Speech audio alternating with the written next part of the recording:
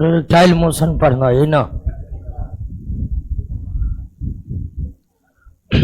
आइए समझ लेते, पहले प्रोजेक्टाइल मोशन को समझ लेते। क्वेश्चन तो बहुत कम है, 10 क्वेश्चन है, लेकिन पहले समझ लेते हैं क्या प्रोजेक्टाइल मोशन।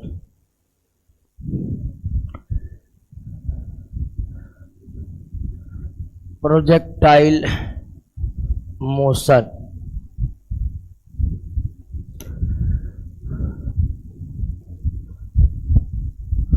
प्रक्षेपीय गति। अब किस तरह की गति को प्रक्षेप गति कहेंगे? कई प्रकार की गतियां पिछले दूसरा नंबर का जो चैप्टर था उसमें हम समझे थे। रैखिक गति के बारे में, वृत्तीय गति के बारे में, घूर्णन गति के बारे में, इस सब के बारे में समझे थे ना। तो कई प्रकार की गतियां हम चैप्टर नंबर 2 में समझे थे। ये प्रोजेक्टाइल मोशन क्या है? तो ध्यान दीजिए, जब किसी वस्तु को कुछ ऊंचाई पर ले जाकर, जब किसी वस्तु को कुछ ऊंचाई पर ले जाकर क्षैतिज मतलब पृथ्वी के समानांतर यानी कि हॉरिजेंटल, जब किसी वस्तु को ऊंचाई पर ले जाकर क्षैतिज दिशा में फेंक देते हैं, क्षैतिज दिशा में फेंक देते हैं यानी कि हॉरिजेंटल डायरेक्शन में फेंक देते हैं, तो उसकी गति कैसी होती है? प्रक्षेप की गति होती है। एक वस्तु को किसी ऊंचाई पर ले जाकर यानी पृथ्वी के सतह से कुछ ऊंचाई पर ले जाकर क्षैतिज दिशा में हॉरिजेंटल डायरेक्शन में फेंक देते हैं, तब जो वस्तु की गति होती है वह कौन सी गति होती है?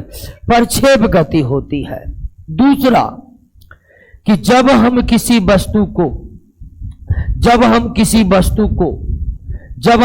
वस्तु को नीचे से ऊर्ध्वाधर दिशा में कुछ कोण के साथ फेंकते हैं, ऊर्ध्वाधर दिशा में कुछ कोण बनाकर फेंकते हैं, तब भी उसकी गति कैसी होती है? प्रक्षेप गति होती है। तब भी उसकी गति कैसी होती है? यानी कि दो स्थितियों में वस्तु की गति प्रक्षेप गति होती है।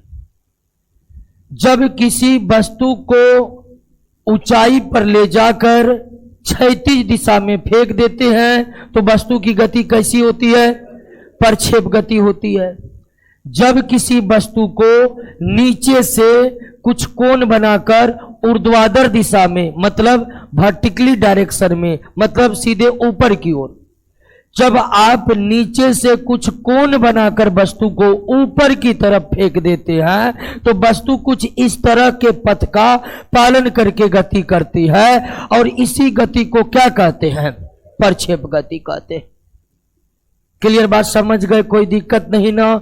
तो जब किसी वस्तु को किसी ऊंचाई पर ले जाकर क्षैतिज दिशा में फेंक दे या किसी वस्तु को नीचे से कुछ कोण बनाकर ऊर्ध्वाधर दिशा में फेंक दे, इन दोनों स्थितियों में वस्तु की गति कैसी गति? प्रक्षेप की गति। और ये जो पथ देख रहे हैं ये प्रक्षेप गति में वस्तु का पथ है यानी रास्ता है। इस रास्ते को कहते हैं ट्रेजेक्टरी। क्या कहते हैं? ट्रेजेक्टरी कहते हैं। हिंदी में प्रक्षेप पथ कहते हैं, हिंदी में प्रक्षेप पथ कहते हैं। और प्रक्षेप पथ के इस आकार को हम कहते हैं पैराबोलिक। क्या कहते हैं? पैराबोलिक यानी कि परवलयीय। क्लियर हो गया? तो प्रक्षेप की गति कब होगी, किस प्रकार की होगी, समझ में आ गया? जब किसी वस्तु को किसी ऊंचाई पर ले जाकर क्षैतिज दिशा में फेंक दे या किसी वस्तु को नीचे से कुछ कोण बनाकर फेंक दे, तो इन दोनों स्थितियों में वस्तु की जो गति होती है उसे क्या कहते हैं? प्रक्षेप की गति कहते हैं। प्रक्षेप की गति में वस्तु का पथ कुछ इस तरह से होता है। इस पथ को हम क्या कहते हैं? प्रक्षेप पथ कहते हैं। अंग्रेजी में ट्रेजेक्टरी कहते हैं। और ट्रेजेक्टरी का आकार कैसा होता है? पैराबोलिक। इस आकृति को क्या कहते हैं? पैराबोलिक कहते हैं। ट्रेजेक्टरी का या प्रक्षेप पथ का आकार कैसा होता है? पैराबोलिक होता है। क्लियर?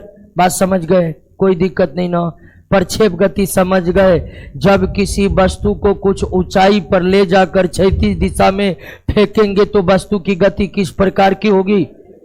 जब किसी वस्तु को नीचे से कुछ कोण बनाकर ऊर्ध्वाधर दिशा में फेंकेंगे तब वस्तु की गति कैसी होगी? प्रक्षेप गति में वस्तु के पथ को क्या कहते हैं? ट्रेजेक्टरी कहते हैं। जिसका आकार कैसा होता है? पैराबोलिक होता है। प्रक्षेप पथ का आकार कैसा होता है? पैराबोलिक होता है। क्लियर हो गया? बात समझ गए? अब ध्यान दीजिए कि प्रोजेक्टाइल मोशन जो है, प्रोजेक्टाइल मोशन, प्रोजेक्टाइल मोशन, यह मोशन जो है प्रक्षेप की गति, प्रक्षेप की गति ये 2 डायमेंशनल मोशन है। क्या है? 2 डायमेंशनल मोशन है। इससे पहले आप पढ़े थे लीनियर मोशन के बारे में, पढ़े थे ना? लीनियर मोशन यानी क्या? रैखिक गति। रैखिक गति, ये रैखिक गति क्या है? 1 डायमेंशनल मोशन है। क्या है? 1 डायमेंशनल मोशन है। लेकिन प्रक्षेप की गति क्या है? 2 डायमेंशनल मोशन है। 2 डायमेंशनल मोशन और 1 डायमेंशनल मोशन का मतलब क्या हुआ? मतलब यह हुआ दोस्तों कि जब कोई वस्तु एक समय में एक ही दिशा में दूरी तय करे उसे हम क्या कहते हैं? 1 डायमेंशनल मोशन कहते हैं। एक समय में एक ही दिशा में गति जब तय हो तब उसे हम क्या कहते हैं? 1 डायमेंशनल मोशन कहते हैं।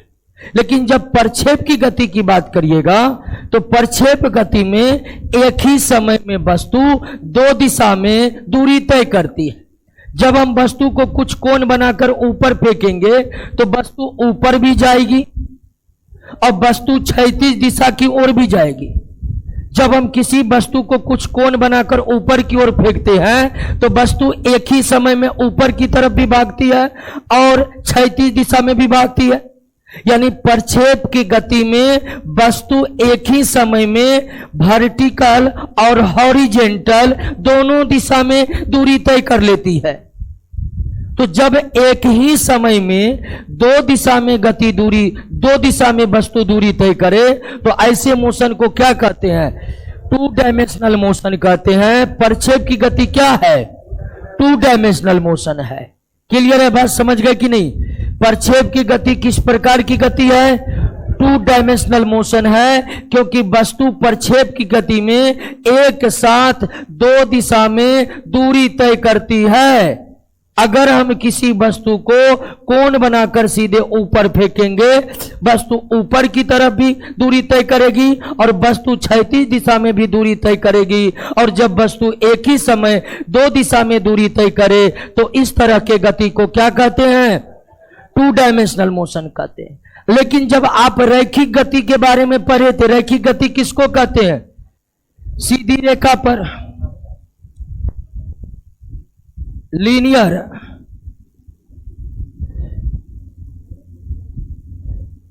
लीनियर मोशन जो है, लीनियर मोशन किसको कहते हैं? जब वस्तु सीधी रेखा में गति करे या वस्तु टेढ़ी मेढ़ी रेखा पर गति करे तो उसे हम क्या कहते हैं?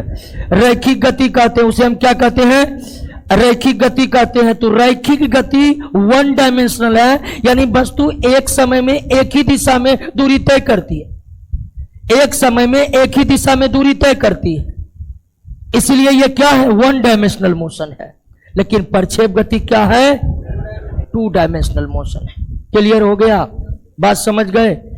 अब ध्यान दीजिए दोस्तों कि जो 1 डायमेंशनल मोशन होते हैं उसे मैथमेटिक्स के समान नियमों के आधार पर पढ़ा जाता है। यानी कि इस गति को समझने के लिए हमें मैथमेटिक्स के कोई विशेष रूल की आवश्यकता नहीं होती है। मैथमेटिक्स का जो समान रूल है बोडमास, उसी के तहत आप रैखिक गति को समझ सकते हैं। लेकिन 2 डायमेंशनल मोशन को समझने के लिए ट्रिगोनोमेट्री का सहारा लेना पड़ता है। और मोशन 3 डायमेंशनल भी होते हैं। मोशन क्या होते हैं? 3 डायमेंशनल मोशन भी होते हैं। 3 डायमेंशनल मोशन भी होते हैं। ठीक है, 3 डायमेंशनल मोशन में वस्तु एक साथ 3 दिशाओं में दूरी तय करती है। मोशन 3 डायमेंशनल भी होते हैं। 3 डायमेंशनल मोशन का मतलब होता है कि वस्तु एक ही समय में 3 दिशा में दूरी तय करेगी। आकाशीय पिंडों की गति क्या होती है? 3 डायमेंशनल होती है। वो एक ही समय में 3 दिशाओं में दूरी तय करती है। और 3 डायमेंशनल मोशन को समझने के लिए मैथमेटिक्स के विशेष रूल्स कैलकुलस की आवश्यकता पड़ती है। क्लियर?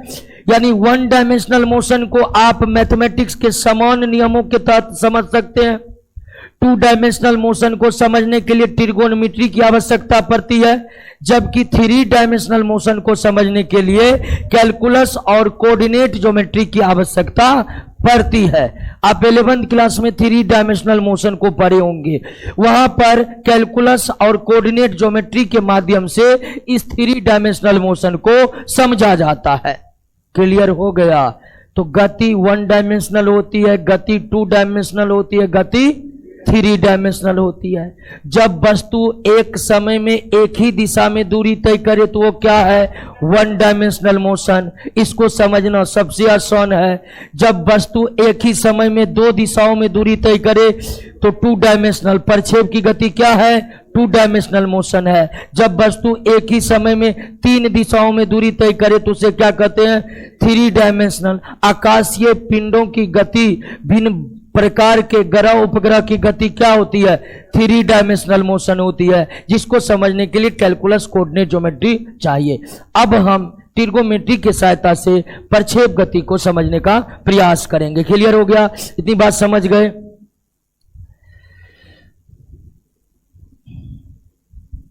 अब प्रक्षेप गति में क्या है?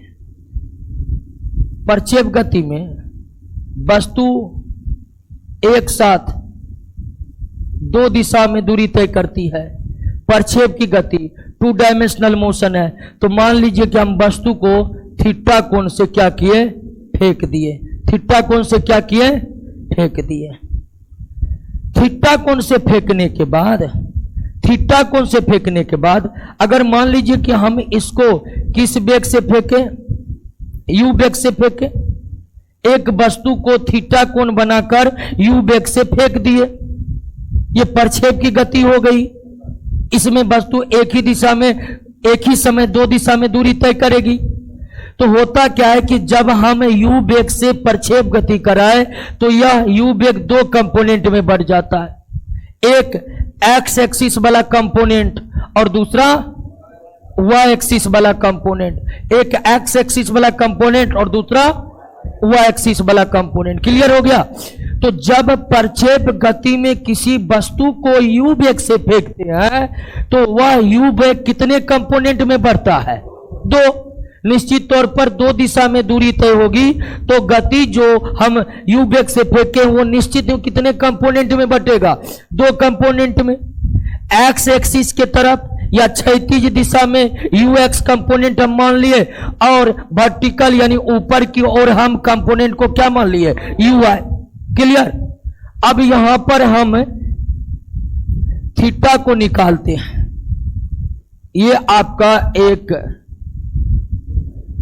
त्रिभुज की आकृति बनेगा। अगर इसमें आप साइन थीटा का मान निकाले तो साइन थीटा बराबर क्या हो जाएगा? साइन थीटा बराबर होता है लंब बटे कर्ण। लंब बटे, लंब की भूमिका में यही ना है, लंब की भूमिका में ये है, कर्ण की भूमिका में ये है, तो लंब ये इसी के बराबर होगा। तो लंब के जगह आप क्या लिख सकते हैं? U y. अब बटे कर्ण की भूमिका में कौन है? यू। तो इसका मतलब यू वाई बराबर हो गया यू साइन थीटा। यानी इसके तरफ यानी वाई एक्सिस वाला कंपोनेंट जो होता है वो क्या हो जाता है, यू साइन थीटा। अब आप इसी में कॉस थीटा निकालिए। कॉस थीटा बराबर आधार बटे कर्ण। आधार की भूमिका में यह है आधार बटे कर्ण, कर्ण बराबर यू, तो यानी कि यू एक्स बराबर क्या हो गया, you cos theta. You cos theta यानी इधर का कंपोनेंट हो गया आपका यू कॉस थीटा। क्लियर। तो जब हम किसी वस्तु को u वेग से प्रक्षेप गति कराएंगे तब वह u वेग कितने कंपोनेंट में बटेगा, दो कंपोनेंट में। y एक्सिस वाला कंपोनेंट क्या हो जाएगा और x एक्सिस वाला कंपोनेंट या ऊर्ध्वाधर दिशा का कंपोनेंट क्या हो जाएगा और क्षैतिज दिशा का कंपोनेंट। क्लियर हो गया, बात समझ गए। तो जब हम किसी वस्तु को u वेग से प्रक्षेप गति कराएंगे तब ऊर्ध्वाधर दिशा में वह किस कंपोनेंट में आएगा, u साइन थीटा में। क्षैतिज दिशा में किस कंपोनेंट में आएगा, u कॉस थीटा में। क्लियर। अब ध्यान दीजिए कि यह u वेग से आप अगर गति कराए हैं, u वेग से अगर गति कराए हैं तो आपका u वेग दो कंपोनेंट में बटा, u sine theta u cos theta. अब देखिए कि u साइन थीटा पर गुरुत्व बल का प्रभाव पड़ता है लेकिन u कॉस थीटा पर गुरुत्व बल का कोई प्रभाव नहीं पड़ता है। यानी कि vertical component u sine theta पर गुरुत्व बल अपना प्रभाव डालते हैं। गुरुत्व बल का प्रभाव क्या है, नीचे की तरफ वस्तु को, पृथ्वी के केंद्र की तरफ वस्तु को खींचना।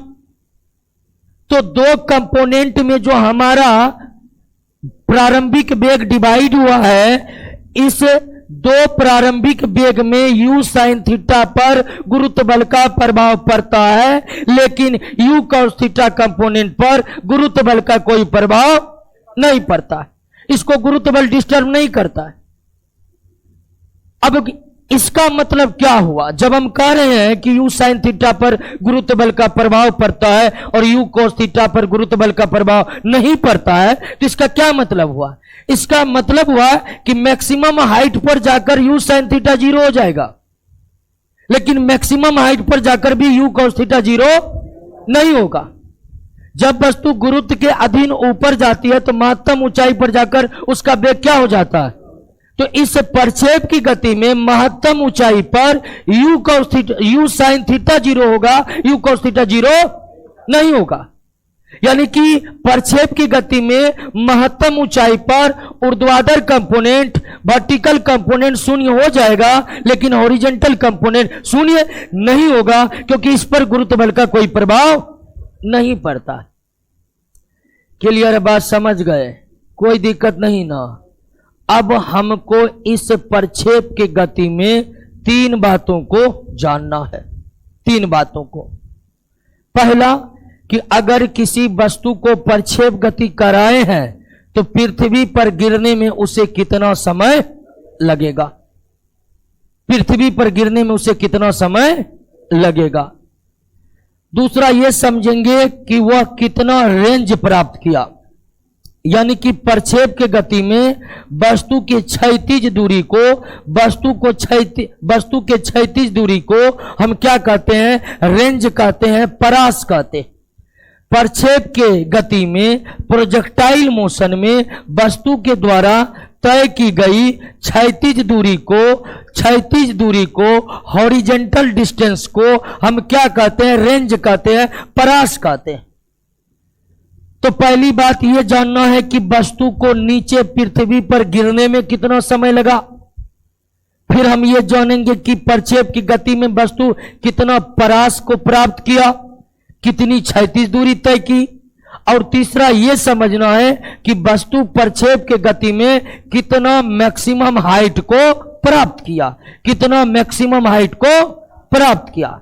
तो कितनी बात जानना है प्रक्षेप गति में, मात्र तीन बात जानना है। वस्तु को नीचे पृथ्वी पर गिरने में कितना समय लगा, वस्तु के द्वारा कितनी क्षैतिज दूरी तय की गई और वस्तु कितना का मैक्सिमम हाइट प्राप्त किया, इन तीनों बातों को जानना है। आइए पहले हम जानते हैं कि पृथ्वी पर गिरने में कितना समय लगा। तो प्रक्षेप की गति में चूंकि टू डायमेंशनल मोशन है और आपने थीटा कोण से इसको गति करा दिए। किस कोण से? थीटा। और किस वेग से फेंके हैं?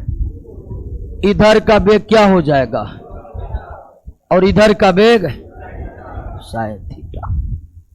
अब हम जानते हैं कि वस्तु को गिरने में कितना समय लगा। पहले हम निकाल लेते हैं कि मैक्सिमम हाइट पर, मैक्सिमम हाइट, यही ना मैक्सिमम हाइट, मैक्सिमम हाइट पर जाने में कितना समय लगा, मैक्सिमम हाइट पर पहुंचने में कितना समय लगा। तो आप जानते हैं कि v बराबर u प्लस at। हम जानते हैं, ये पहले जानने की कोशिश करें कि मैक्सिमम हाइट पर जाने में कितना समय लगा। तो v बराबर u प्लस at। अब मैक्सिमम हाइट पर जाकर भी क्या हो जाएगा? 0। ये कंपोनेंट 0 हो जाएगा ना। चूंकि हम ऊपर की बात कर रहे हैं तो कौन सा कंपोनेंट लेंगे? यह कंपोनेंट तब लीजिएगा जब आप क्षैतिज दूरी ज्ञात करिएगा। अभी हम ऊपर की तरफ की ऊपर जाने में लगा समय ज्ञात कर रहे हैं, तो प्रक्षेप की गति में कौन सा कंपोनेंट लेना पड़ेगा? और मैक्सिमम हाइट पर जाकर आपका भी क्या हो जाएगा? 0 हो जाएगा। यू साइन थीटा क्या हो जाएगा? 0 हो जाएगा, क्योंकि इस पर गुरुत्व बल का प्रभाव पड़ता है। तो भी आपका 0। यू आपका ऊर्ध्वाधर कंपोनेंट लेना पड़ेगा, तो यू साइन थीटा, यू की जगह आपको क्या लेना पड़ेगा? You sine theta. इधर ऊपर जा रहा है तो यही कंपोनेंट न लेंगे। अब माइनस, चूंकि ऊपर जा रहा है तो एक की जगह क्या आ जाएगा? जी। ऊपर जा रहा है तो जी क्या हो जाएगा? माइनस। ऊपर जाते समय पृथ्वी का गुरुत्वीय त्वरण क्या हो जाएगा? ऋणात्मक। और टी, यानी जी टी बराबर क्या हो गया? You sine theta. टी बराबर क्या हो गया? यू साइन थीटा बाय जी हो गया।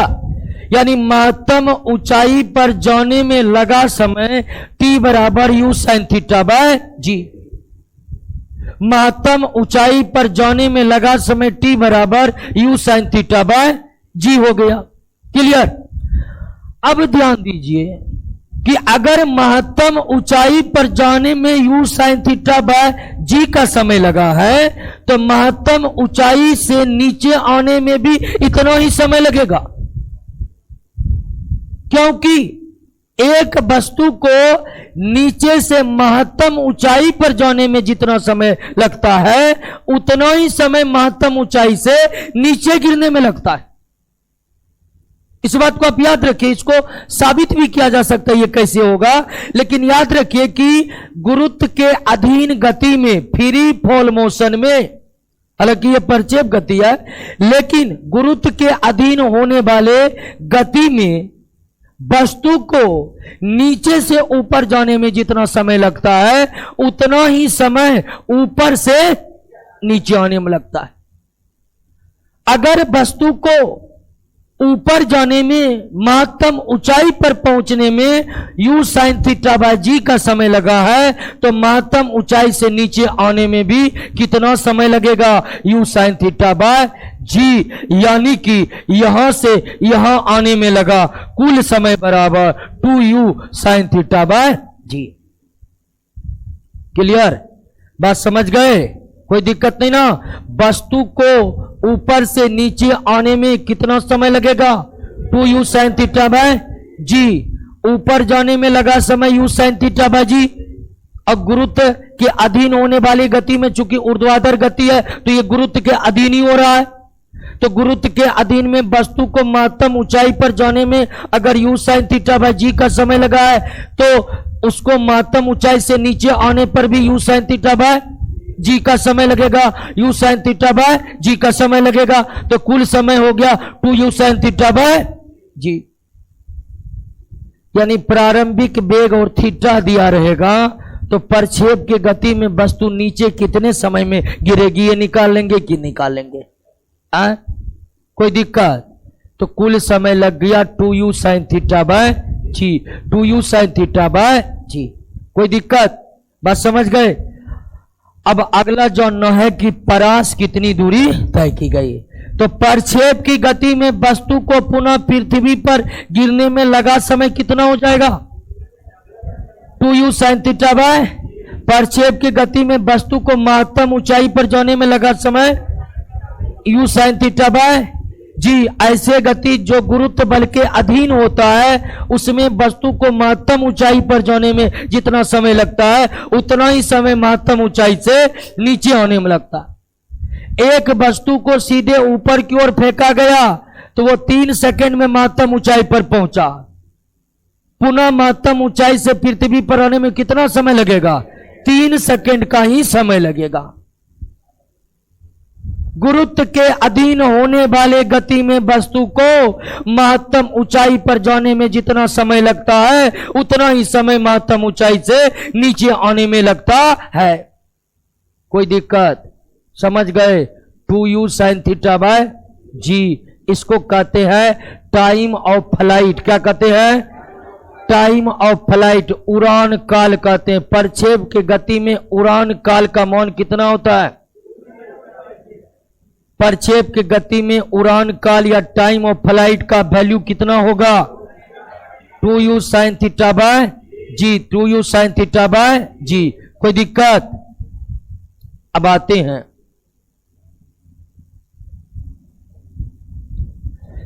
अब प्रक्षेप की गति में हमें परास को समझना है।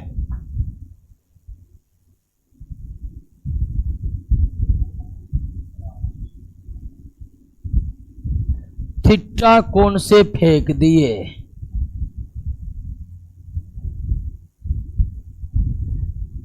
अगर यू वेग से फेंके हैं तो इधर का कंपोनेंट क्या हो जाएगा और इधर का कंपोनेंट, और इस दूरी को कहते हैं क्या? परास। इस दूरी को क्या कहते हैं? परास। इसी का मान निकालना है। तो ये दूरी आर क्या है? दूरी बराबर चाल गुना समय। दूरी बराबर चाल गुना समय। अब चाल चूंकि क्षैतिज दूरी है तो क्षैतिज कंपोनेंट क्या लेंगे? u cos theta. समय पहले निकल चुका है। समय कितना निकल चुका है? 2u sin थीटा बाय जी। कुल समय इतने निकला जी। समय आपका निकल चुका है तो अब आपका हो गया 2u square sine theta into cos theta by g. अब एक फॉर्मूला आपको याद रखना पड़ेगा। 2 साइन थीटा कॉस थीटा बराबर होता है साइन 2 थीटा का। 2 साइन कॉस थीटा का मान कितना होता है? साइन 2 थीटा होता है। तो 2 साइन कॉस के जगह साइन 2 थीटा दे सकते हैं? दे सकते हैं कि नहीं? तो ये हो गया आपका u square sine 2 theta by g. Sine 2 theta by g. Clear? तो मैक्सिमम परास, मैक्सिमम नहीं परास आर बराबर हो गया u square sine 2 theta by g. परास प्रक्षेप की गति में परास आर बराबर हो गया u square sine 2 theta by g. u square sine 2 theta by g. Clear? अब दोस्तों ये ध्यान दीजिए कि अगर आपसे ये प्रश्न पूछे कि किस कोण से फेंका जाए कि मैक्सिमम परास हो, किस कोण से फेंका जाए कि परास यानी कि यह क्षैतिज दूरी अधिकतम हो जाए, तो किस कोण से फेंकेंगे तो महत्तम दूरी हमें प्राप्त होगी, महत्तम क्षैतिज दूरी हमें प्राप्त होगी। तो इसके लिए आपको थीटा कितना रखना पड़ेगा? 45। अगर प्रक्षेप के गति में वस्तु को महत्तम क्षैतिज दूरी तय कराना हो तो उसको किस कोण से फेंकना पड़ेगा? 45 डिग्री से। 45 डिग्री से फेंकने पर क्या होगा? तो 45 डिग्री से फेंकेगा तो साइन 2 थीटा 90 हो जाएगा। और साइन 90 का मान क्या हो जाएगा? 1 हो जाएगा, जो साइन थीटा का मैक्सिमम वैल्यू है। साइन थीटा का मैक्सिमम वैल्यू कितना होता है?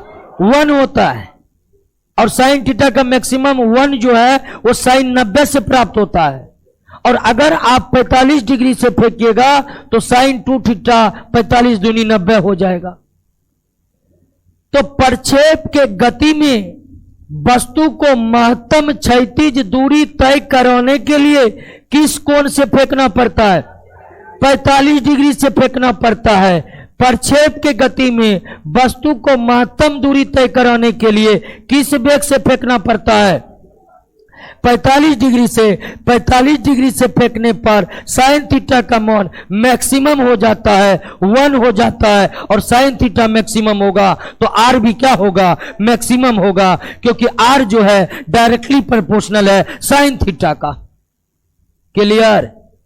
प्रक्षेप के गति में महत्तम क्षैतिज दूरी तय कराने के लिए वस्तु को किस कोण से फेंकना पड़ेगा? 45 डिग्री में। इसलिए भाला फेंक में एकदम कितना का एंगल बनाया जाता है? 45 डिग्री का एंगल बनाया जाता है। क्यों? ताकि मैक्सिमम रेंज प्राप्त हो, मैक्सिमम क्षैतिज दूरी प्राप्त हो। क्लियर? कोई दिक्कत?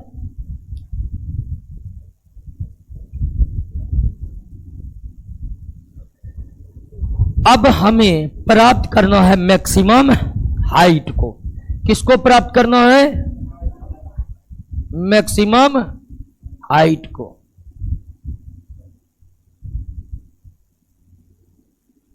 थीटा कोण से फेंक दिए, अब हमें प्राप्त करना है मैक्सिमम हाइट।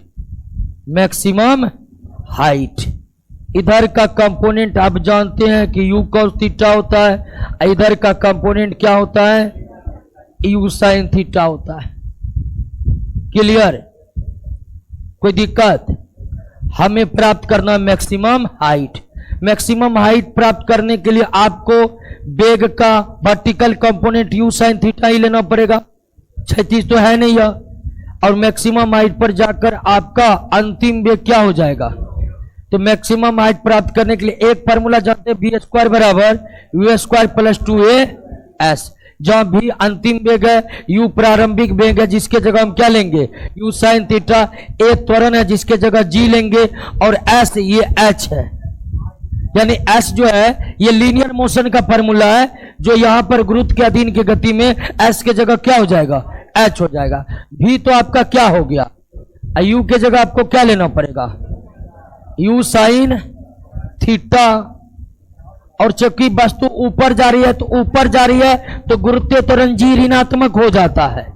तो गुरुत्वीय त्वरण g ऋणात्मक होगा तो 2g h माइनस हो जाएगा। अब इसको इस साइड ले आइए तो बराबर u square sin square theta, यानी मैक्सिमम हाइट, मैक्सिमम नहीं हाइट बराबर हो जाएगा u square sin square theta by 2g। Clear? u square sin square theta by 2g, u square sin square theta by 2g। Clear? तो maximum height बराबर हो गया u square sin square theta by 2g। Clear? नहीं, maximum height नहीं हुआ ये। Maximum height को अगर प्राप्त करना है तो फिर sin स्क्वायर थीटा को क्या करना पड़ेगा? नहीं, किस कोण से फेंकेंगे कि हमें हाइट मैक्सिमम प्राप्त हो? तो किस कोण से फेंकेंगे कि हमें मैक्सिमम हाइट प्राप्त हो? तो इसके लिए साइन स्क्वायर थीटा को कितना होना पड़ेगा? 1 होना पड़ेगा। साइन थीटा का मैक्सिमम वैल्यू 1 है। तो अगर आप उस थीटा से फेंके जिस थीटा पर साइन स्क्वायर थीटा मैक्सिमम हो जाएगा, तो आपका एच भी क्या हो जाएगा? मैक्सिमम हो जाएगा। और एच मैक्सिमम रखने के लिए आपको थीटा कितना? 90 डिग्री रखिएगा। साइन 90 का मान 1 होता है, साइन स्क्वायर 90 का मान भी 1 होगा, क्योंकि 1 का स्क्वायर 1। तो मैक्सिमम हाइट प्राप्त करने के लिए वस्तु को किस कोण से ऊपर फेंकना पड़ेगा? 90 डिग्री का कोण बनाकर फेंकना पड़ेगा। मैक्सिमम हाइट प्राप्त करने के लिए वस्तु को 90 डिग्री का कोण बनाकर फेंकना पड़ेगा। क्लियर? तो प्रक्षेप की गति में 3 ही बात याद रखना है। टाइम ऑफ फ्लाइट बराबर 2u sin theta bye g। Range r बराबर u square sine 2 theta bye g। और मैक्सिमम बराबर हो जाएगा यू स्क्वायर बाय, क्योंकि मैक्सिमम में थीटा,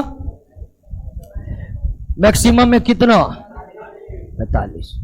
अब h बराबर हो जाएगा you square sine theta bye 2g, और h मैक्सिमम बराबर यू स्क्वायर बाय, क्योंकि r मैक्सिमम में थीटा आपका कितना है 90 डिग्री। यही 3 बात को समझना है प्रोजेक्टाइल मोशन में, ठीक है। कोई दिक्कत? कभी कभी तो डायरेक्ट फार्मूला पूछ देता है, कोई दिक्कत? चलिए, तो प्रोजेक्टाइल मोशन समझ गए ना? कोई दिक्कत नहीं ना?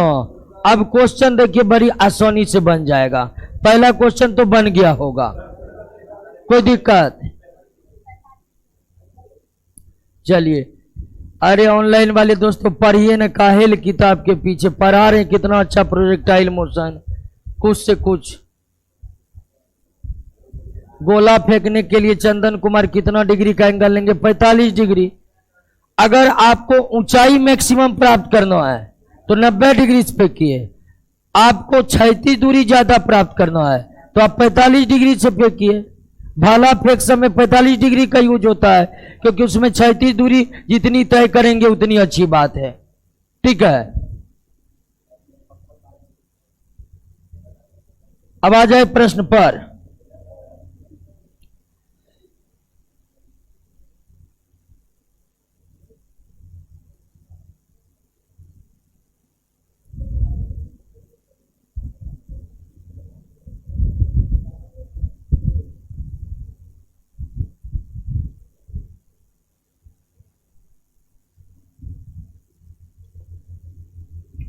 आइए पहला प्रश्न पर। किसी नियत प्रक्षेपण वेग के लिए पिंड को यानी वस्तु का परास यानी ये आर अधिकतम तो कितना डिग्री से? 45। अब मैक्सिमम हाइट, अगर प्रक्षेप की गति में मैक्सिमम हाइट प्राप्त करना है तो किस वेग से फेंकना पड़ेगा? 90 डिग्री। क्षैतिजता, कुछ ऊंचाई पर जाते हुए एक बम वर्षक को पृथ्वी पर किसी लक्ष्य पर बम मारने के लिए उसे बम तब गिराना चाहिए जब वह लक्ष्य के पीछे हो। मान लीजिए लक्ष्य यहां पर है, तो वायुयान यहां पर रहेगा, तभी उसको बम क्या करनी चाहिए? ताकि वो प्रक्षेप की गति को पालन करके लक्ष्य को क्या कर सके? भेद सके। आप जानते हैं कि क्षैतिजता, कुछ ऊंचाई पर वस्तु को फेंकेंगे तो वह प्रक्षेप के गति का अनुसरण करेगा, और प्रक्षेप के गति का पथ ऐसा होता है।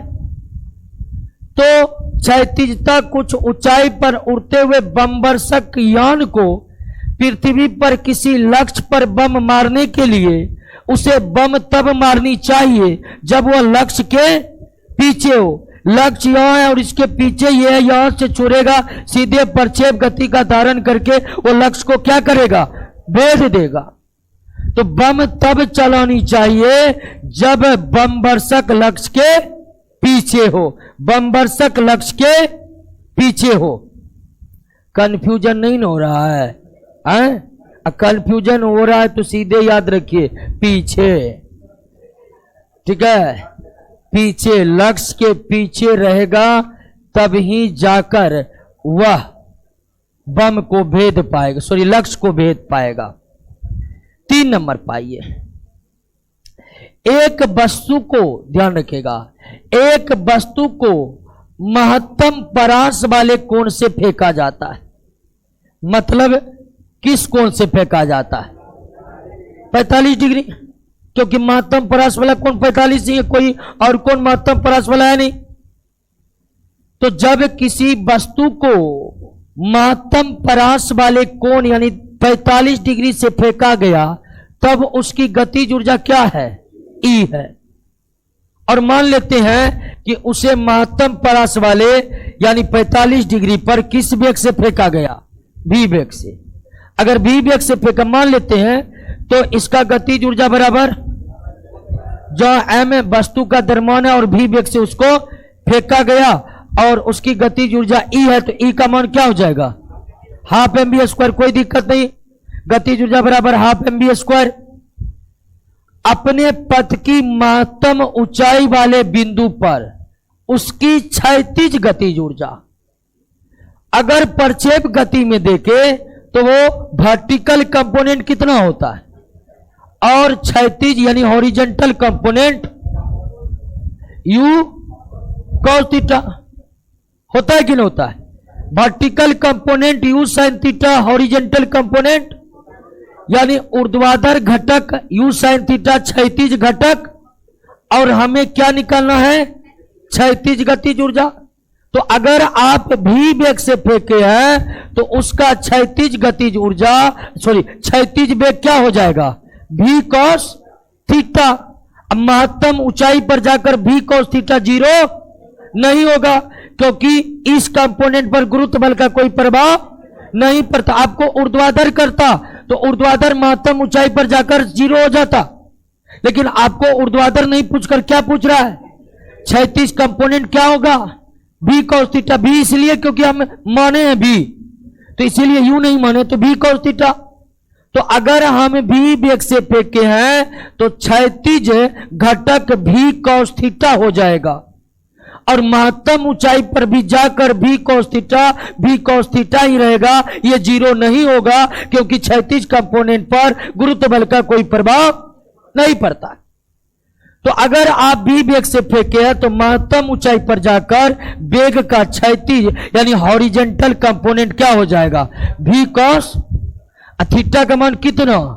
क्योंकि कह रहे कि महत्तम परास वाले कौन से फेंका गया, तो v cos 45 यानी कि v/√2, क्योंकि cos 45 बराबर क्या होता है? cos 45 बराबर 1/√2, तो v/√2। तो एक वस्तु को अगर आप v वेग से फेंके हैं तो फेंकते समय उसकी गतिज ऊर्जा क्या हो जाएगा? Half mv²। लेकिन उसी v का क्षैतिज कंपोनेंट क्या हो जाएगा? v/√2। v/√2 जो महत्तम ऊंचाई पर जाकर भी v/√2 ही रहेगा, 0 नहीं होगा। तो अब आप गतिज ऊर्जा निकाल लीजिए, द्रव्यमान तो वस्तु का उतना ही रहेगा और v जो है बदल करके v/√2 का क्या हो गया है?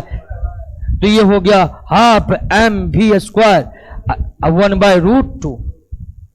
तो पहले गतिज ऊर्जा हाफ mv² था, अब हाफ mv² का आधा हो चुका है।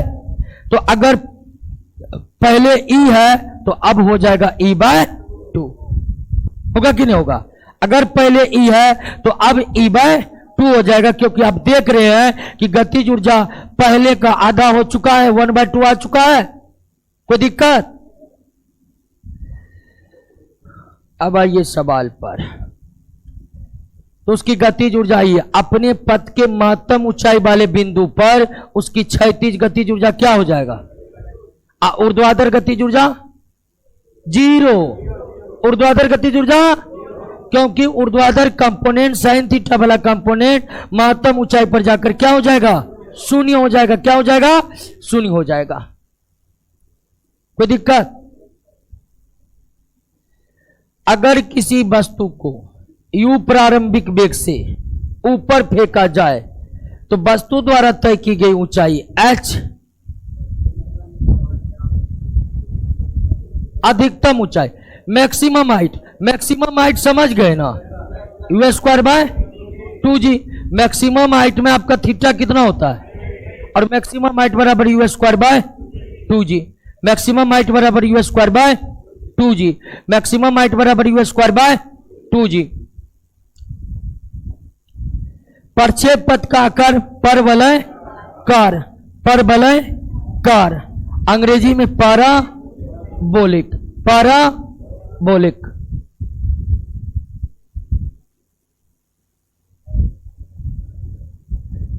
एक लड़का गेंद को 100 मीटर ऊर्ध्वाधर ऊपर की ओर फेंक सकता है।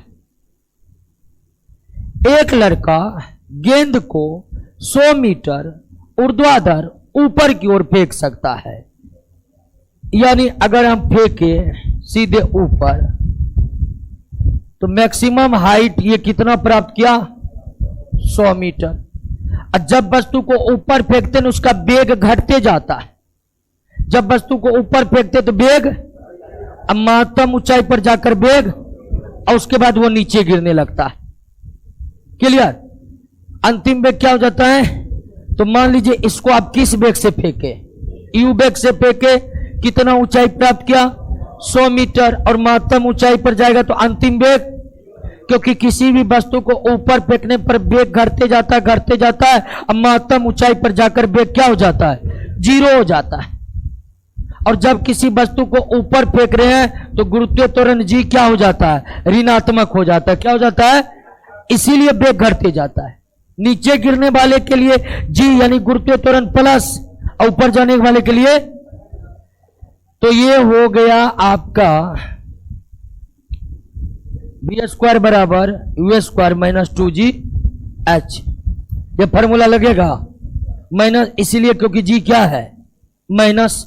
v² बराबर u² प्लस 2as होता है, लेकिन गुरुत्व के अधीन गति में v² बराबर u² माइनस 2gh। ये माइनस इसलिए हो गया क्योंकि वस्तु ऊपर जा रही है, g क्या है, इसीलिए क्या हो गया? माइनस। तो v का मान तो 0, u² माइनस 2g, का मान कितना है? तो इसका मतलब ये इस साइड आ जाएगा, तो 200 g बराबर क्या हो गया? तो u² का मान कितना निकल गया? 200g। u² का मान कितना निकल गया? 200g। u² का मान कितना निकल गया? 200g निकल गया। क्लियर? तो एक लड़का गेंद को 100 मीटर ऊर्ध्वाधर ऊपर की ओर फेंक सकता है, और इस लाइन से हम ये जान गए कि प्रारंभिक वेग का वर्ग 200g के बराबर होगा। कोई दिक्कत? अब कर गेंद को कितनी अधिकतम क्षैतिज दूरी तक फेंका जा सकता है? अधिकतम क्षैतिज दूरी प्राप्त करने के लिए प्रोजेक्टाइल मोशन कराना पड़ेगा, और अधिकतम क्षैतिज दूरी r मैक्सिमम बराबर होता है u² बाय g। u² का मान कितना निकल गया है? 200g बटे g कितना हो गया? 200 मीटर। क्लियर? तो अगर ऊर्ध्वाधर वो अधिकतम 100 मीटर तक फेंक सकता है, तो क्षैतिज अधिकतम 200 मीटर तक फेंक सकता है। ये कैसे हुआ, किस प्रोसेस से हुआ, इस सवाल को हम कैसे हल किए समझे कि नहीं?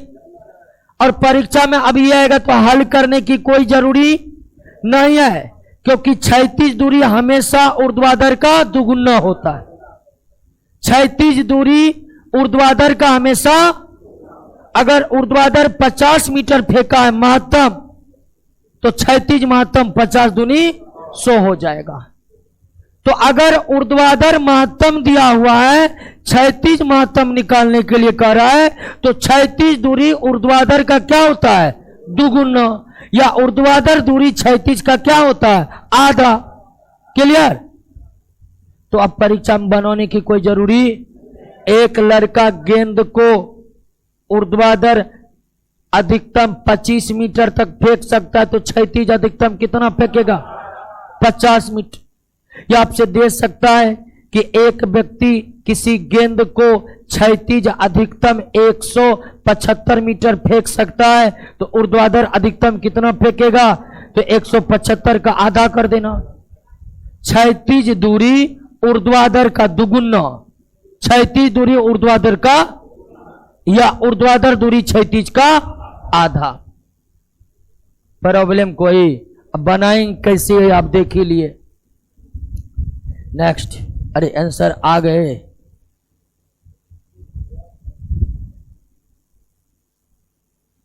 क्या होगा इसका आंसर?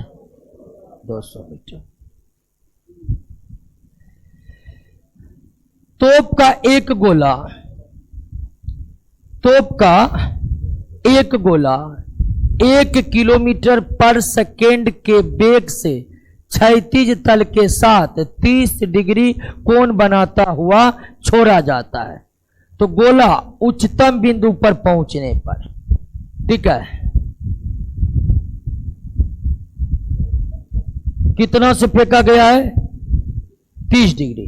तो उच्चतम बिंदु इन हुआ, यहां पर पहुंचने में उसे कितना समय लगेगा? यहां पर पहुंचने में यानी आधी दूरी पहुंचने में कितना समय लगेगा? और आधी दूरी t बराबर u sin थीटा बाय जी, यही ना है? पूरी दूरी 2u sin थीटा बाय जी। लेकिन हमें यहां पर पूछ रहा है केवल क्या? उच्चतम बिंदु पर पहुंचने में लगा समय। तो उच्चतम बिंदु पर पहुंचने में लगा समय हम निकाल चुके हैं, ये u sin theta by total समय यानी पृथ्वी पर गिरने में लगा समय 2u sin थीटा बाय जी। उच्चतम बिंदु पर पहुंचने में लगा समय t बराबर u sin theta by g. u प्रारंभिक वेग है जिसका मान कितना है? 1 किलोमीटर पर सेकेंड यानी 1000 मीटर पर सेकेंड होगा। 1 किलोमीटर पर सेकेंड 1000 मीटर पर सेकेंड। थीटा बराबर कितना है? 30 डिग्री। और जी का मान भी दिया हुआ है 10 मीटर प्रति सेकेंड। तो सबका मान अब दिया हुआ है। u का मान 1000 मीटर पर सेकेंड साइन 30, अब बटे जी का मान कितना? 10 10 कट गया, 100 साइन 30 का मान 1/2 यानी कितना? 50 सेकेंड। 50 सेकेंड।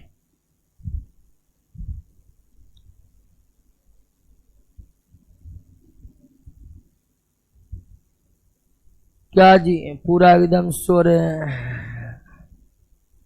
फूल सोया है।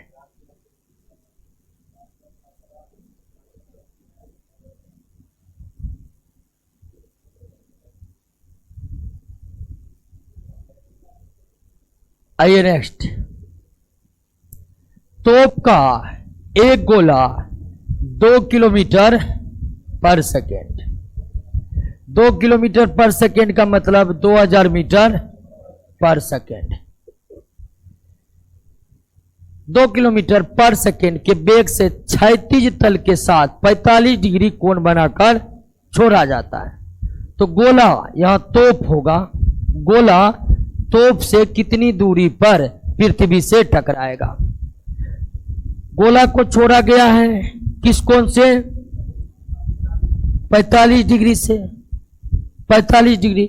यहां पर तोप है, छोड़ा गया। तो कह रहा है कि गोला तोप से कितनी दूरी पर पृथ्वी से टकराएगा, यानी ये दूरी निकालने के लिए कह रहा है। यानी क्या निकालने के लिए? आर निकालने के लिए कह रहा है। समझे कि नहीं? इस सवाल में क्या निकालना है? आर निकालना है। आर,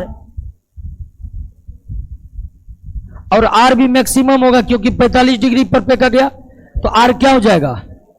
मैक्सिमम आर बराबर सीधे होता है u square by g. U का मान कितना? 2000। तो 2000 गुना 2000, 2 दूनी 4, अब गुना 3 3 6, इतना हो जाएगा। अब बटे जी का मान कितना है? 10। तो बराबर हो जाएगा 4 गुना 10 के पावर 5 मीटर। क्लियर? 45 डिग्री पर है तो आर क्या हो जाएगा? मैक्सिमम हो जाएगा।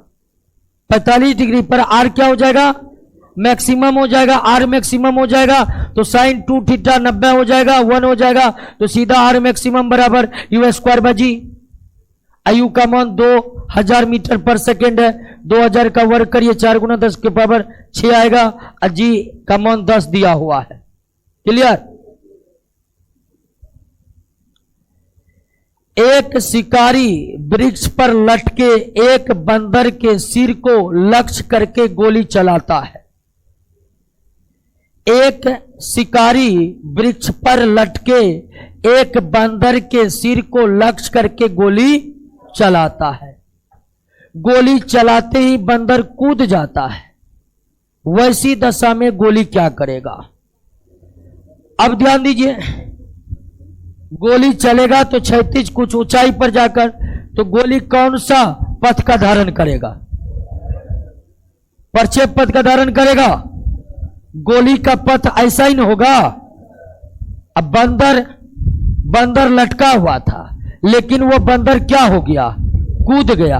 तो कूद गया तो वो गोली के रेंज में आ जाएगा, और ऐसी स्थिति में गोली बंदर के सिर को छेद कर देगी। अगर वो कूदता नहीं तो बच जाता बंदर, लेकिन वो कूद गया। अब कूद गया तो वो प्रक्षेप पथ के अंतर्गत आ जाएगा और गोली उसको लग जाएगा। क्लियर?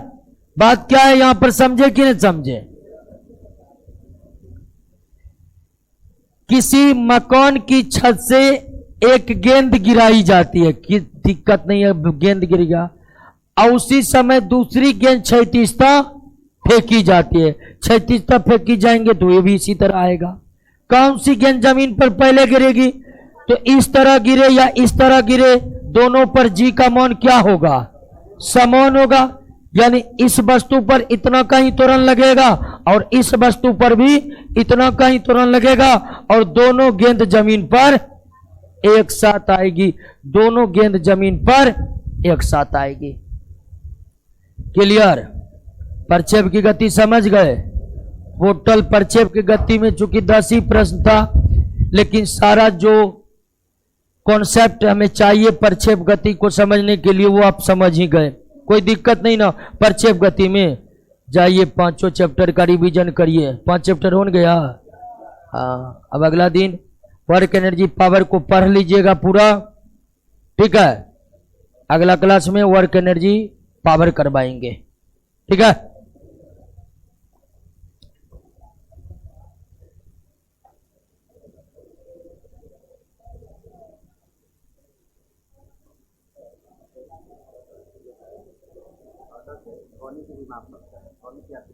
हाँ, सब कुछ की आवृत्ति, कोई भी तरंग की आवृत्ति को हर्ज में ही माप सकते। ध्वनि भी तरंग है।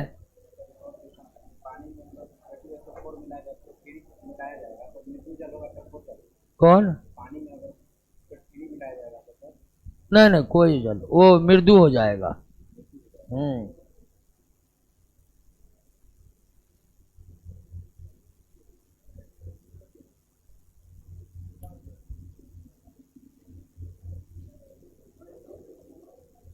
फिजिक्स का पूरा क्वेश्चन डालने दीजिए पर, है कि नहीं है? डाल दिए है। केमिस्ट्री का भी डाल दीजिए, बहुत को आंसर का जरूरी है। ठीक है दोस्तों, मिलते हैं अगले क्लास में।